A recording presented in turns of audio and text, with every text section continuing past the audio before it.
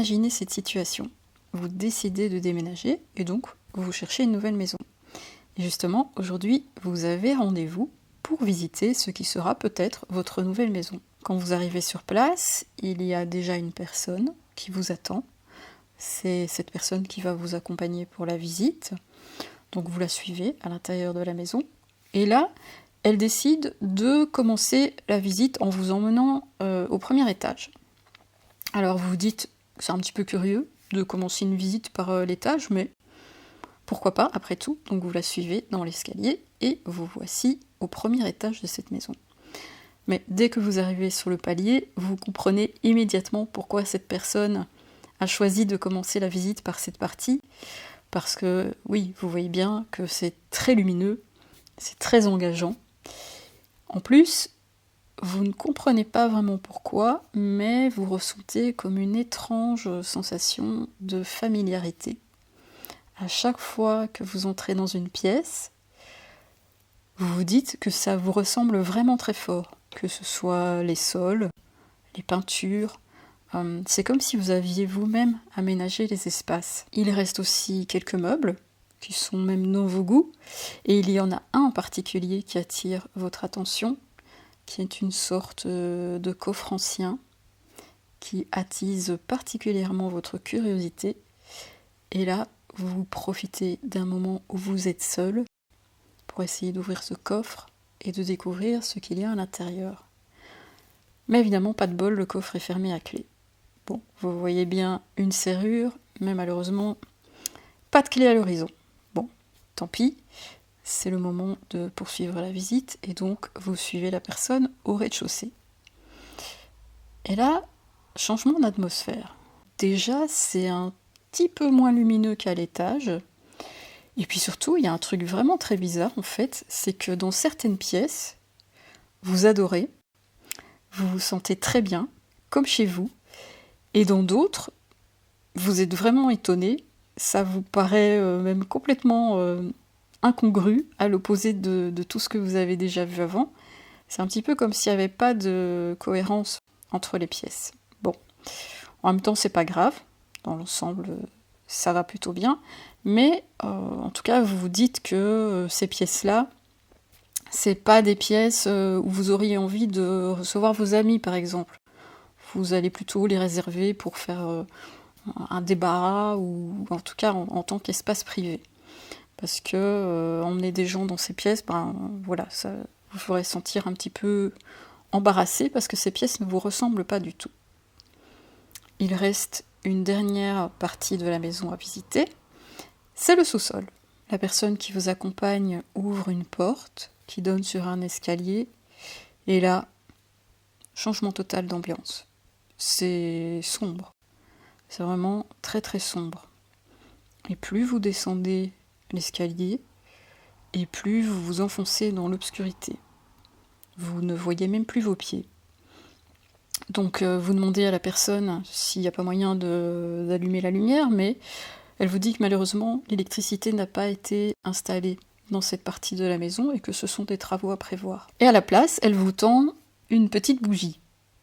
Et là vous vous dites sérieusement, une bougie, pourquoi pas des torches électriques? C'est vraiment bizarre.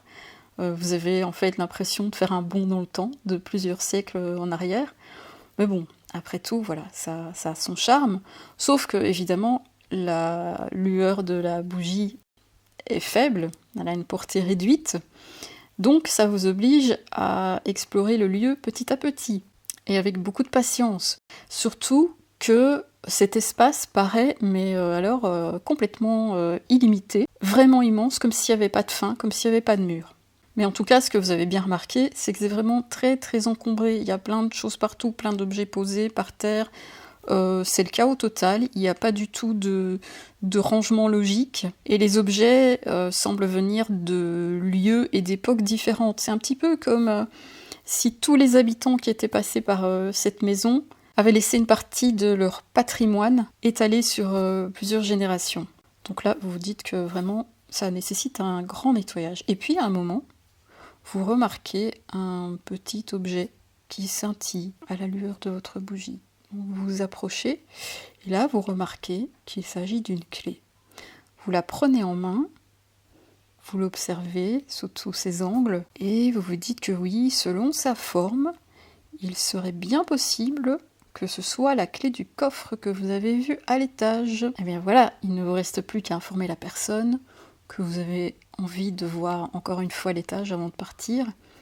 Et puis, vous aurez l'occasion de tester si la clé ouvre effectivement ce coffre. Alors le sens de cette histoire, vous l'avez peut-être deviné, la maison que vous venez de visiter, en fait, il s'agit de votre esprit. La maison, avec ses 3 niveaux, est une bonne image pour symboliser les 3 parties de votre esprit.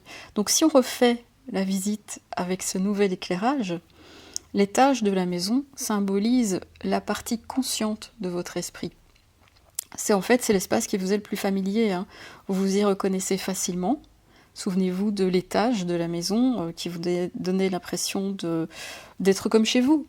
C'est vous tel que vous vous connaissez, tel que vous vous voyez. C'est aussi la partie la plus exposée à la lumière, hein, l'étage étant la partie la plus lumineuse de la maison. Mais finalement, êtes-vous absolument sûr de vraiment bien tout connaître ?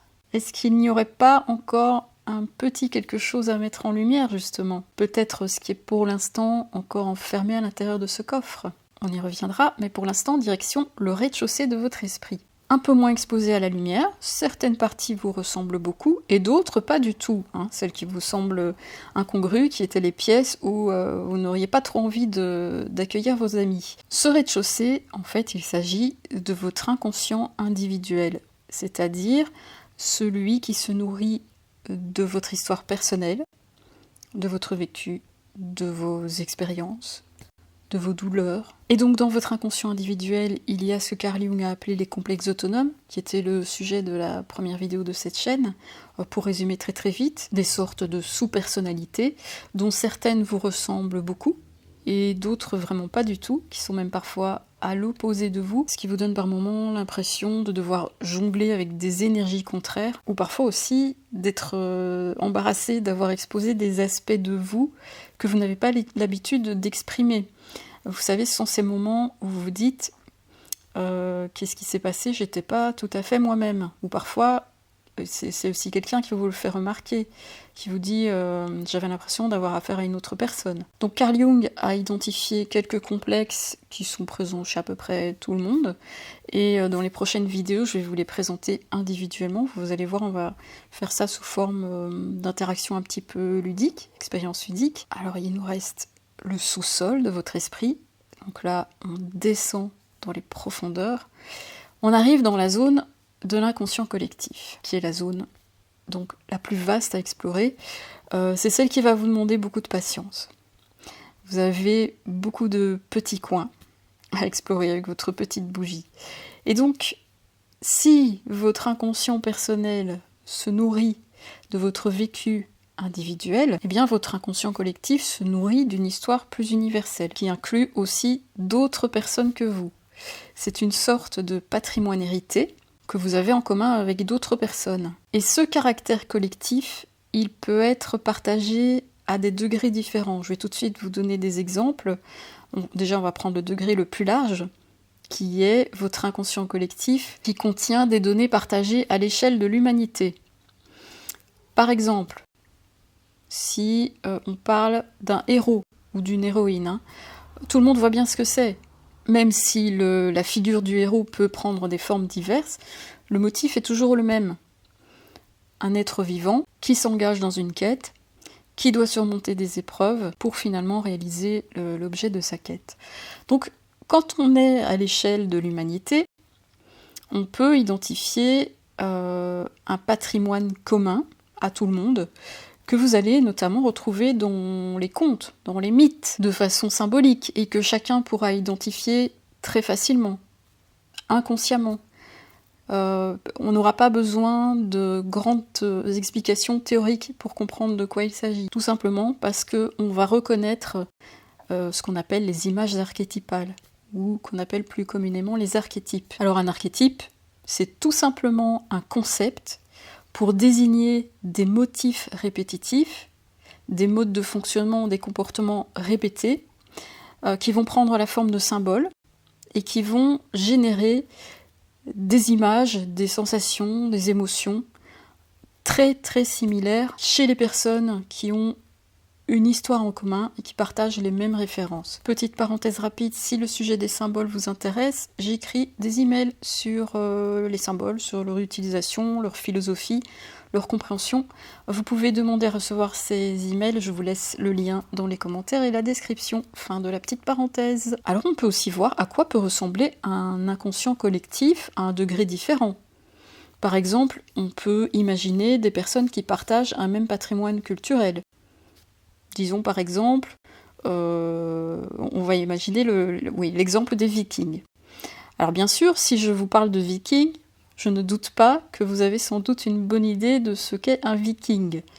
Mais pour les peuples du nord de l'Europe, il y a fort à parier que l'idée de Viking va renvoyer à des images, des sensations, des émotions beaucoup plus fortes que pour nous, qui n'avons pas hérité de ce patrimoine culturel.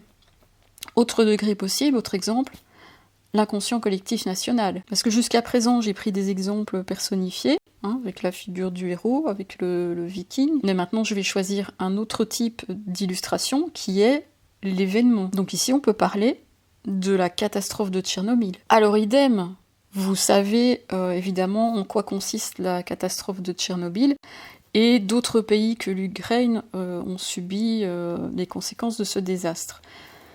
Mais imaginez ce que cela doit générer chez le peuple ukrainien.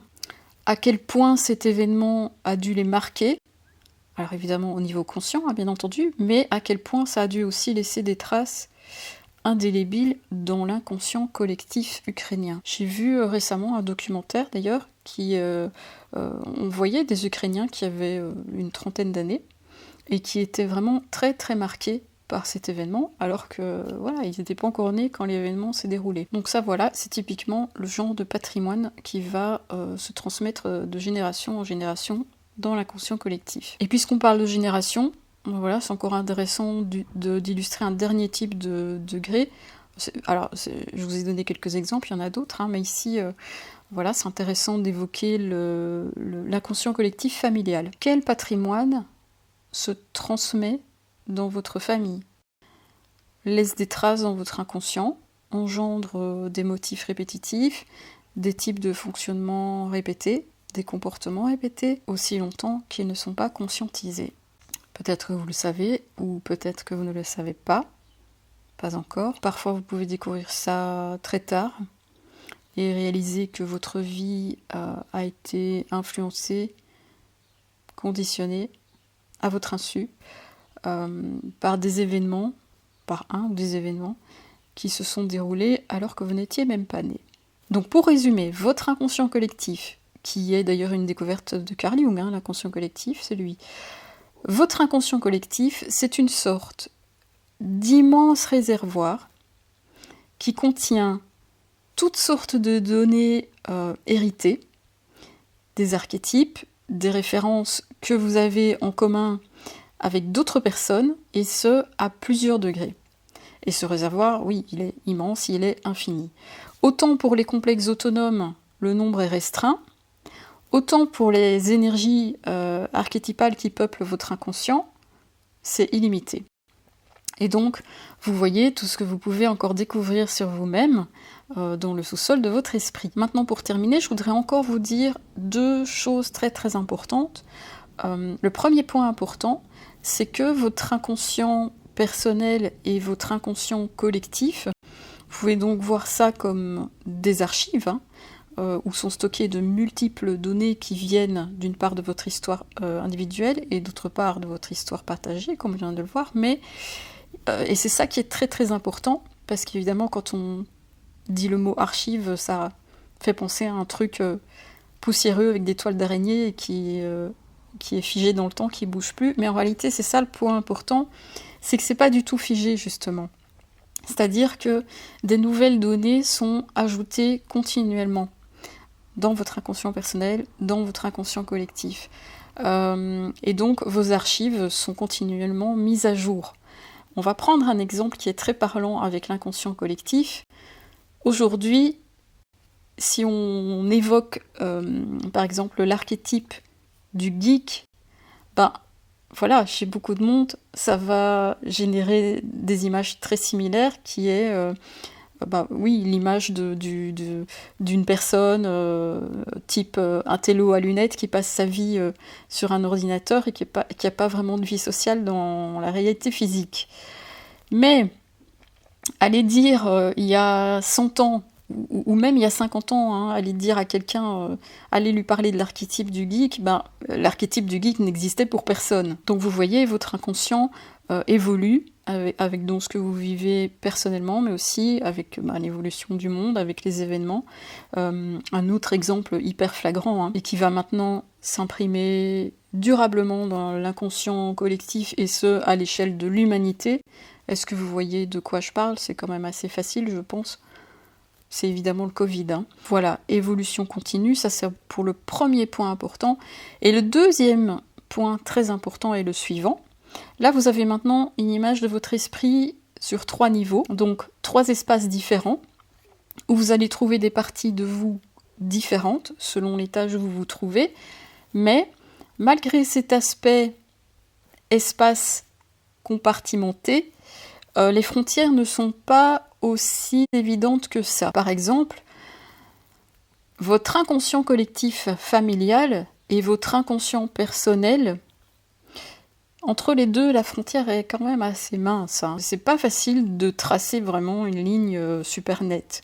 Encore un autre exemple flagrant, c'est parmi, ça on en reparlera la prochaine fois, mais parmi les complexes autonomes de votre inconscient personnel, vous allez voir qu'il y en a certains qui sont conscients, que vous avez déjà conscientisés, et d'autres pas encore.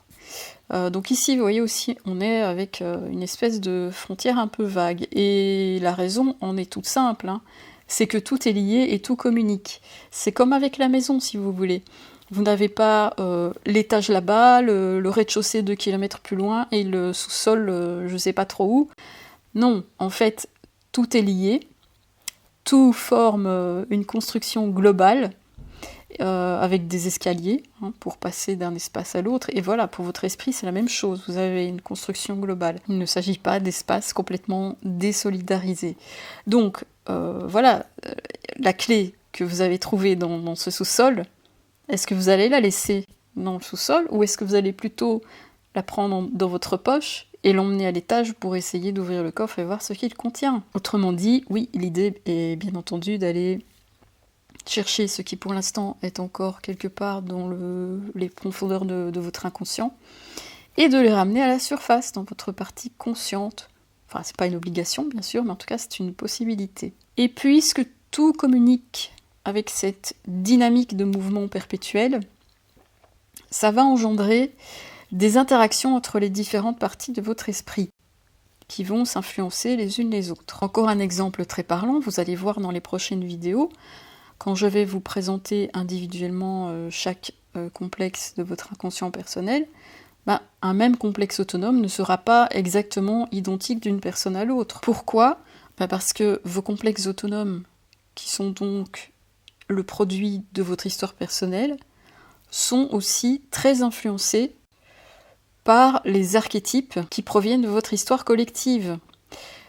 C'est pour cette raison qu'au final, vous êtes une sorte de mix, un savant mélange d'ingrédients uniques qui vont donner une recette unique pour aboutir à un résultat unique, c'est-à-dire vous, magnifique mosaïque, avec tous ces petits fragments uniques qui vous composent. Et donc dans la prochaine vidéo, je vous présenterai un premier complexe autonome et je vous inviterai à participer à une petite interaction ludique et symbolique en lien avec ce complexe autonome. En attendant, je serai bien entendu ravie de vous lire dans les commentaires. Voilà, portez-vous bien et je vous donne rendez-vous à la prochaine fois.